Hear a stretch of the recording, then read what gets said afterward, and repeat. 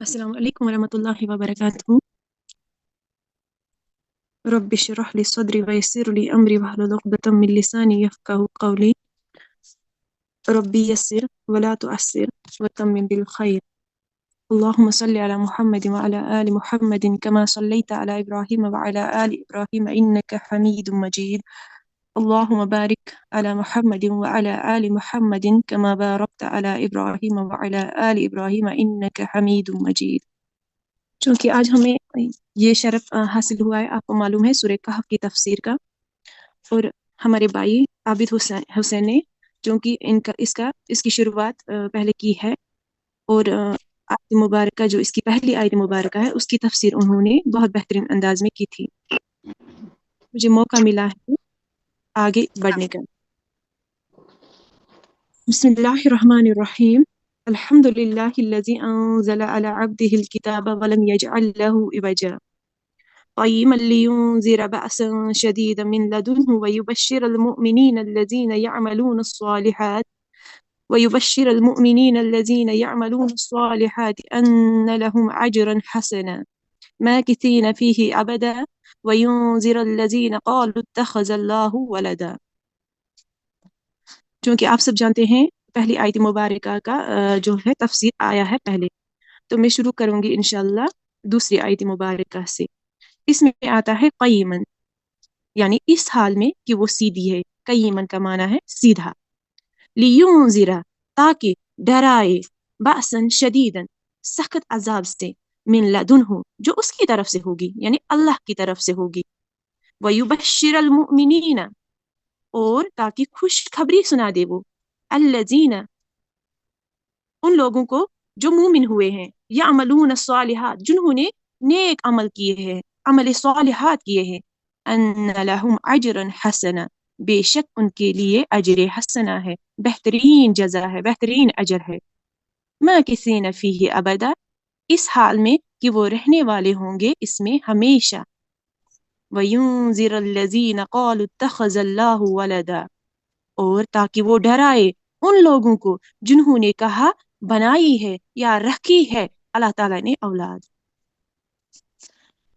چونکہ یہ جو قیم لفظ ہے اس کا معنی ہے سیدھا، استقامت کا، اس بات کا متقضی ہے کہ یہ کتاب جلیل الترین امور کا حکم دیتی ہے اور جلیل الترین خبروں سے آگاہ کرتی ہے، اور یہ وہ خبریں ہیں جو قلوب انسانی کو معرفت الہی اور ایمان و عقل سے لبریز کر دیتی ہے. مثلا اللہ تعالیٰ کے اسماء و صفات اور اس کے افعال کے بارے میں خبریں، نیز گزرے ہوئے اور آئندہ آنے والے غیبی معاملات کی خبریں.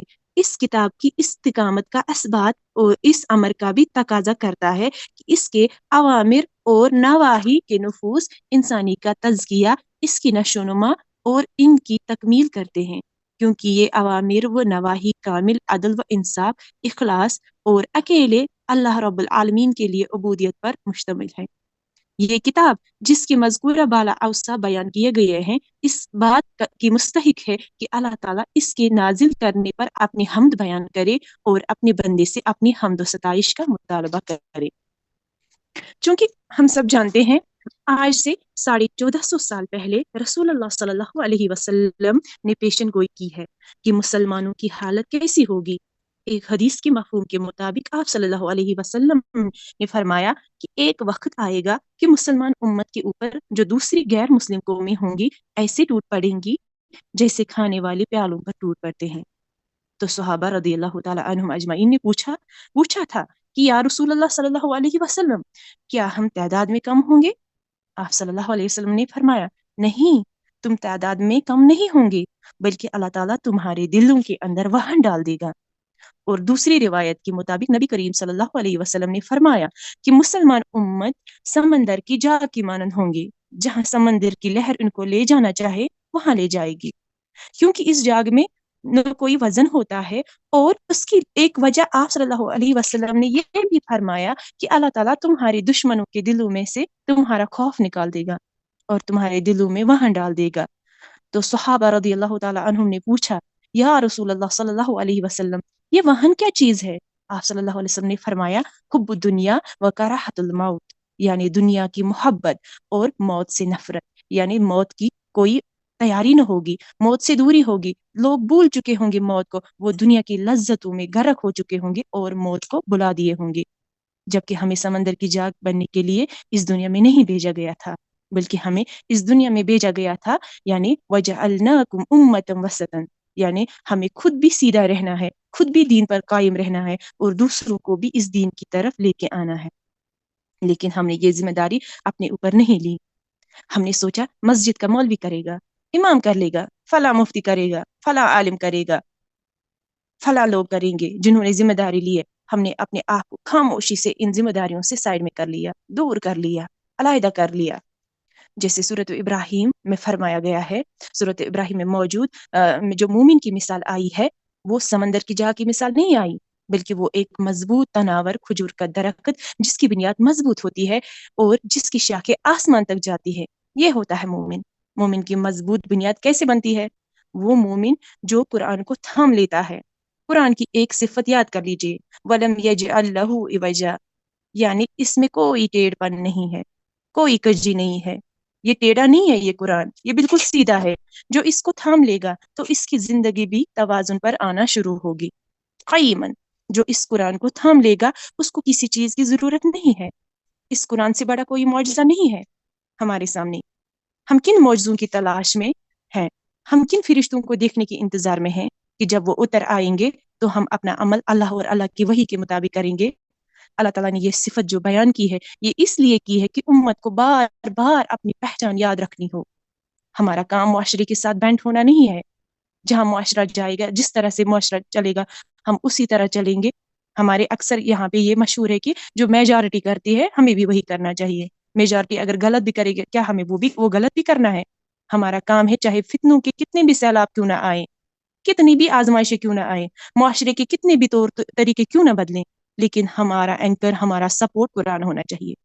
قرآن میں ایک آیت کا مفہوم ہے، جس نے اس قرآن کے مضبوط اینکر کو تھام لیا، وہ انسان کبھی ٹیڑھا نہیں ہو سکتا، وہ کبھی سیلاب کے ساتھ بہہ نہیں سکتا۔ آپ دیکھیں، جب سیلاب آتا ہے تو جو گھاس پھوس اور کچرا ہوتا ہے، جو ڈسٹ ہوتا ہے، وہ سب پانی کے اوپر آ جاتا ہے اور تیزی سے بہہ کے چلا جاتا ہے، اور اسی سیلاب کے اندر ایک تناور درخت ہوتا ہے، وہ کیسے مضبوطی سے کھڑا رہتا ہے۔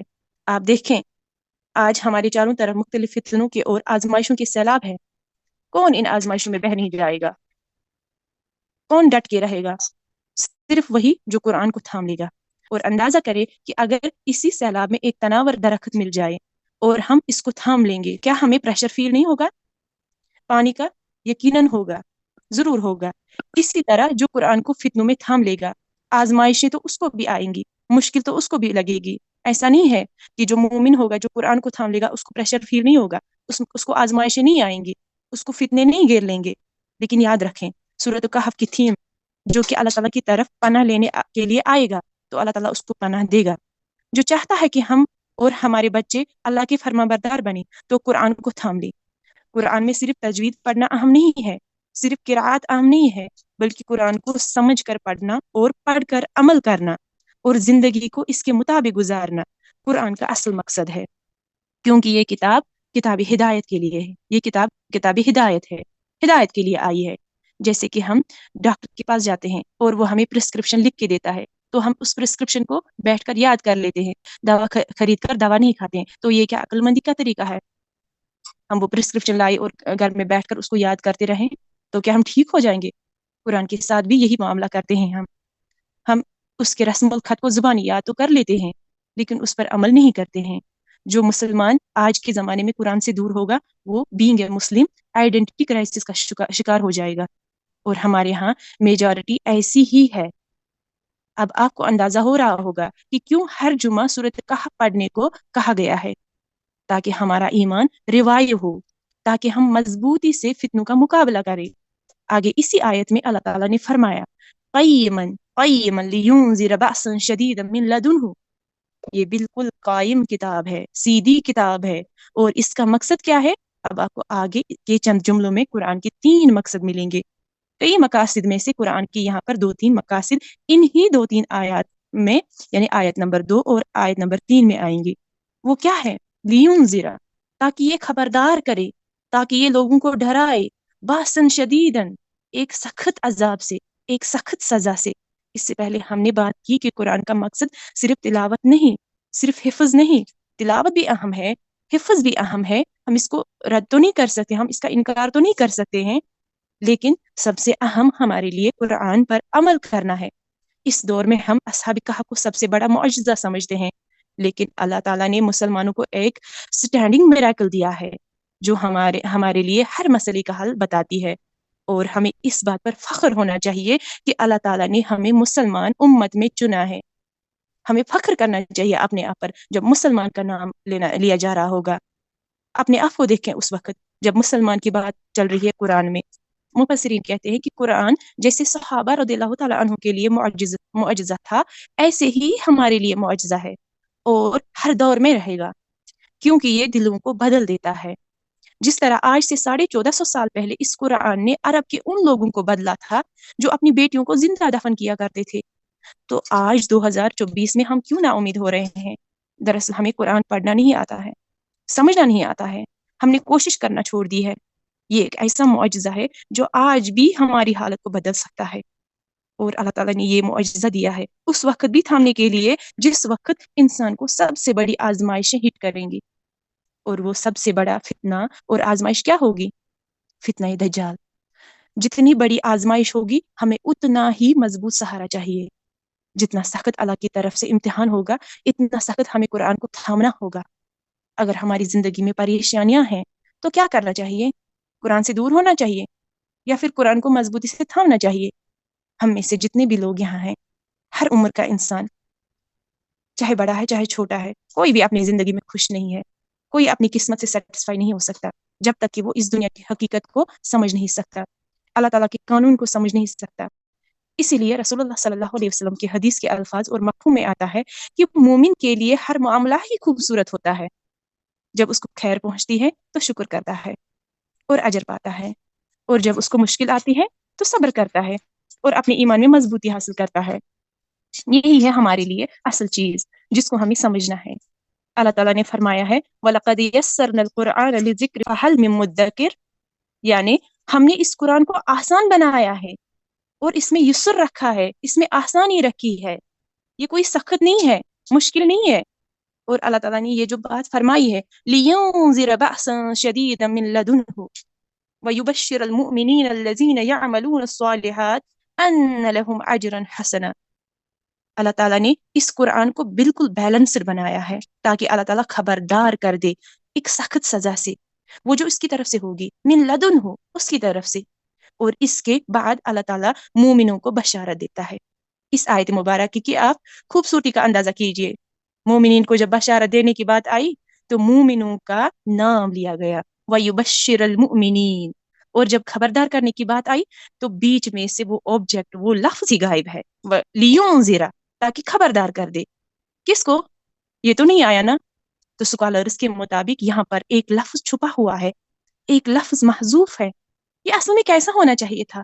مفسرین کے مطابق یہ ہونا چاہیے تھا قیما لینذر المکذبین، تاکہ یہ خبردار کرے جٹلانے والوں کو، لیکن اللہ تعالیٰ نے ذکر ہی نہیں کیا جٹلانے والوں کو، اس لیے کہ اللہ تعالیٰ کو جٹلانے والوں کی پرواہ نہیں ہوتی۔ سکالرز کہتے ہیں کہ اللہ تعالیٰ بعض اوقات کافر کو ذکر ہی نہیں کرتا، کیوں؟ اس لیے کہ اللہ کو کافر کی کوئی پرواہ نہیں ہوتی، اور جس کی اللہ پرواہ نہ کرے اس کی اس دنیا میں کوئی کبھی دنیا سنور سکتی ہے؟ وہ دنیا میں کبھی سیٹسفائی رہ سکتا ہے؟ یقیناً ان کے لیے آخرت میں سخت عذاب اور سخت سزا ہے۔ اور دوسری طرف اللہ تعالیٰ نے نیک لوگوں کے لیے بتا دیا ہے کہ جو نیک لوگ ہوں گے ان کے لیے کیا کیا ہے؟ اللہ تعالیٰ نے فرمایا وَيُبَشِّرَ الْمُؤْمِنِينَ، تو یہ کتاب، اس کا دوسرا مقصد کیا ہے؟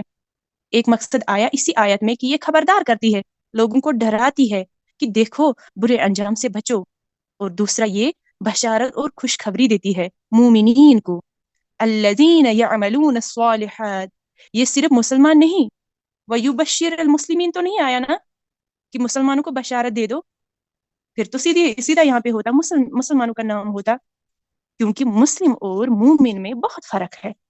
مسلم تو ہم سبھی ہے، جس کے ریلیجن کے کھانے میں مسلم لکھا ہے، اسلام لکھا ہے، وہ مسلمان ہے۔ تو پھر مومن کون ہے؟ وہ جس کے عمل اس کے اسلام کی گواہی دیتا ہے۔ جس کے دل میں یقین ہے کہ اللہ نے جو احکامات دیے ہیں اس میں میرا فائدہ ہے، چاہے مجھے دنیا میں سمجھ آتی ہے کہ نہیں آتی ہے۔ یاد رکھیں، دنیا میں ہم سب ہی ایک جیسے ہیں، ہم ایک دوسرے کا چہرہ دیکھ کر نہیں بتا سکتے ہیں کون مسلمان ہے کون مومن ہے۔ ہم یہ تو نہیں بتا سکتے ہیں کہ وہ مسلمان بھی ہے اور مومن بھی ہے، ہم ایک دوسرے کی نظر میں سب مسلمان ہیں۔ اللہ تعالیٰ ایمان کو جانتا ہے، دلوں کی کیفیت کو جانتا ہے، صرف اللہ تعالیٰ جانتا ہے، تو کسی کے دل میں کتنا ایمان ہے یہ اللہ تعالیٰ جانتا ہے۔ تو اللہ تعالیٰ نے کہا مومنین کو بشارت دے دیجئے، الذین یعملون الصالحات، جنہوں نے نیک عمل کیے، ان لہم اجرا حسنا، ان کے لیے بہترین اجر ہے، اجر حسنہ ہے۔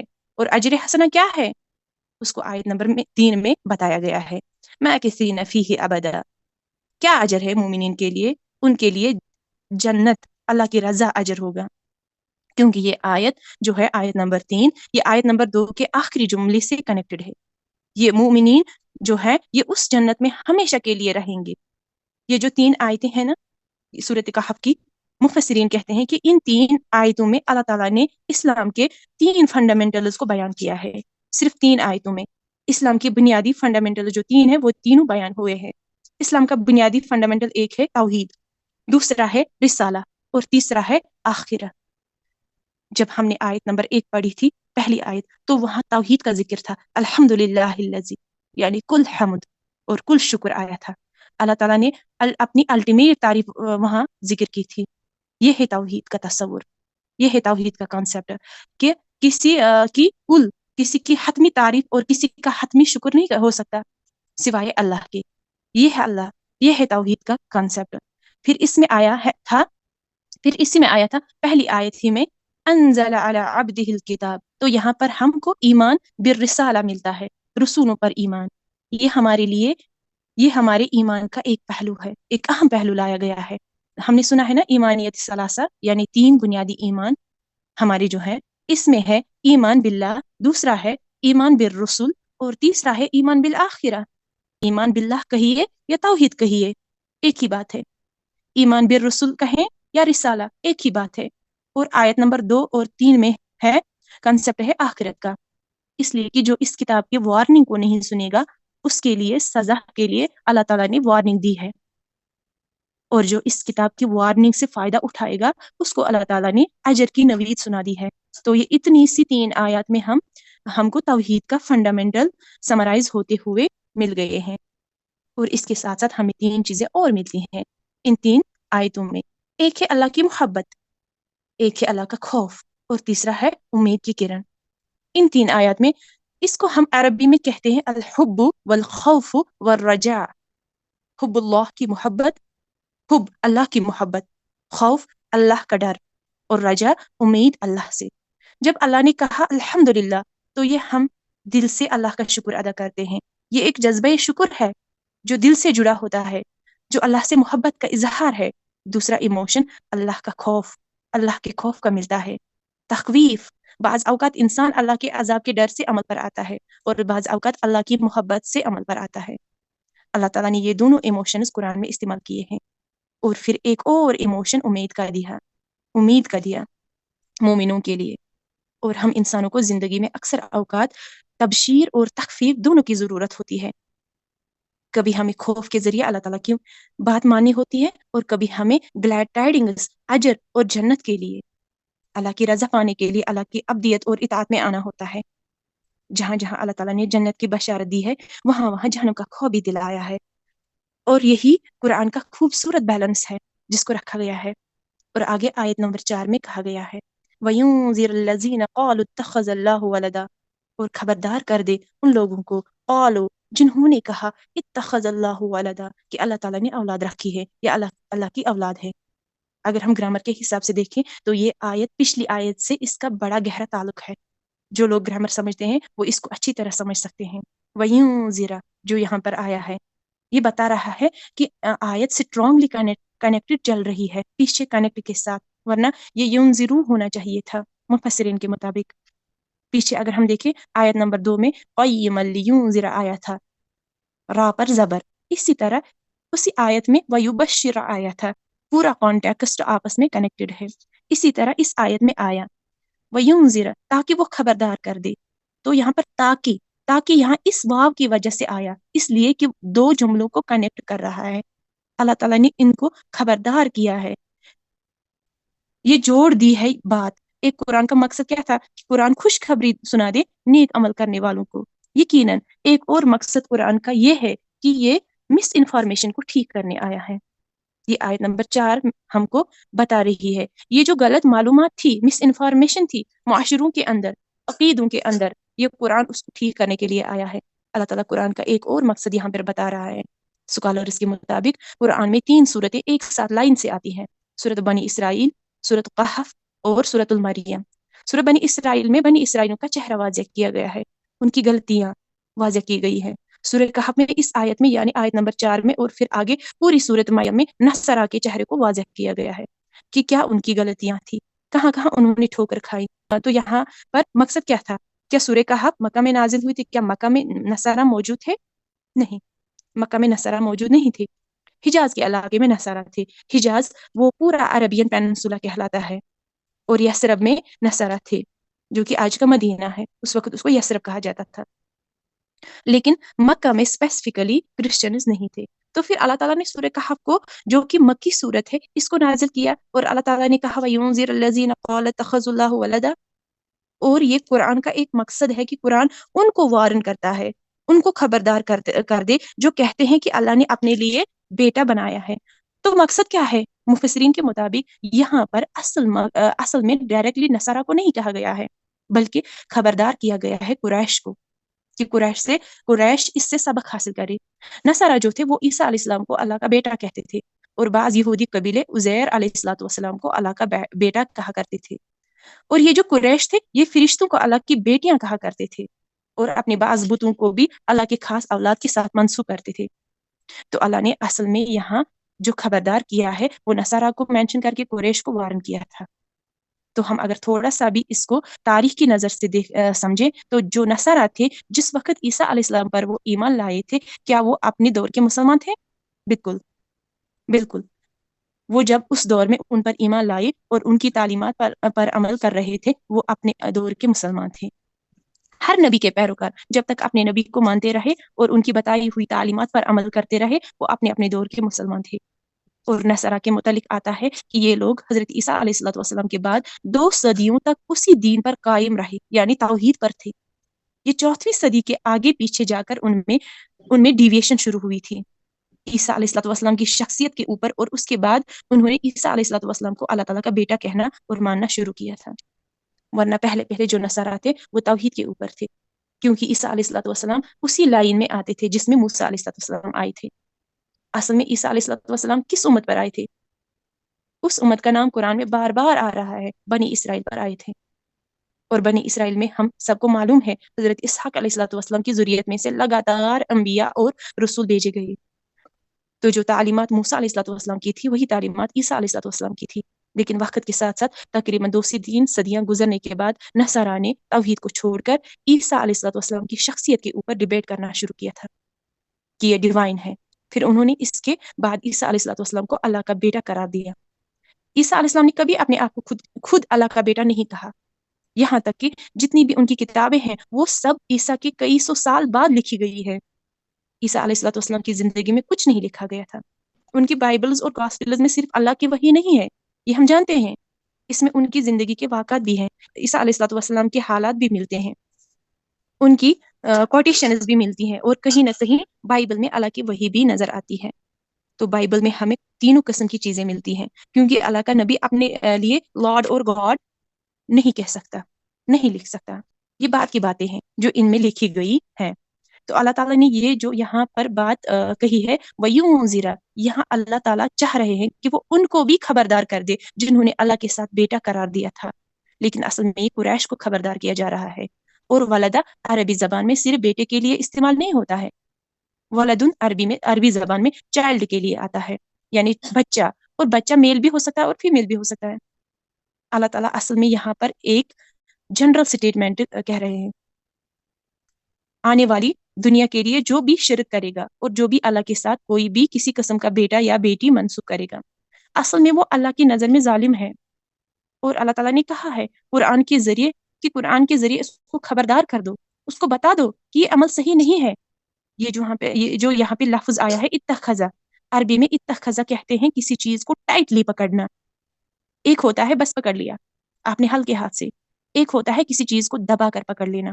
جیسے سورۃ بقرہ میں آتا ہے بنی اسرائیلیوں نے موسیٰ علیہ الصلوۃ والسلام کی طور پر جانے کے بعد بشرے کی عبادت شروع کی تھی. تو وہاں پہ لفظ آتا ہے اتخذتم العجلہ، تم نے اس بچڑے کو بہت مضبوطی سے پکڑ لیا تھا. تم نے اس بچڑے کو بہت مضبوطی سے پکڑ لیا تھا. یعنی یہ جو کنسپٹ ہے اتخذ کا، یہ ہمیں قرآن میں ملے گا. اور جب شرک کے ذریعے زاویے سے ملے گا تو یہ شرک ان کے دل اور دماغ کے اندر بسا ہوا تھا، ان کے دماغوں کے اندر، ان کے عقیدوں کے اندر گھسا ہوا تھا، تو نکالنا آسان نہیں تھا. تو اللہ تعالیٰ نے واضح کیا کہ ان کو خبردار کر دو کہ جو کام یہ کر رہے ہیں، اور کہ قریش کے لوگوں کو ان کے شرک سے خبردار کیا تھا، اور آنے والی ہر نسل کو شرک سے خبردار کیا تھا. سبحانک اللہم و بحمدک، نشہد ان لا الہ الا انت، نستغفرک و نتوب الیک. السلام علیکم ورحمۃ اللہ.